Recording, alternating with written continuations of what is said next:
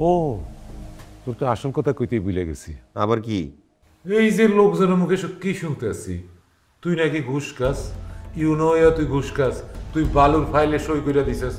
এখন বালু তুলে বইলা রাস্তাঘাট নষ্ট হয়ে যেতেছে, কৃষকের জমি জমা নষ্ট হইতেছে। এটা কথা হইলো তুই ঘুষ খাস?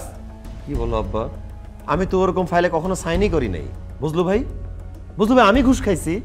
আর বাদ দে তো, গ্রামের মানুষ কি কয় না কয় এই সব কথা কি কানে না লাগবে নাকি তো? আরে বাদ দিব মানে? মানুষজন চায়ের দোকানে গেলে কথা বলতেছে, আমাকে খারাপ ব্লেম দিতেছে, আমি কেন মেনে নিব? আমি ঘুষ খাই নাই তো। আরে মানুষের কথা কানে দিস না, কি কয় না কয়।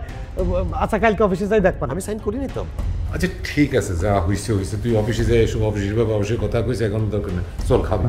ঠিক আছে, বুঝলো? আয়। হ্যাঁ, আমি তো সাইন করি নাই, আমি তো ঘুষও খাইনি।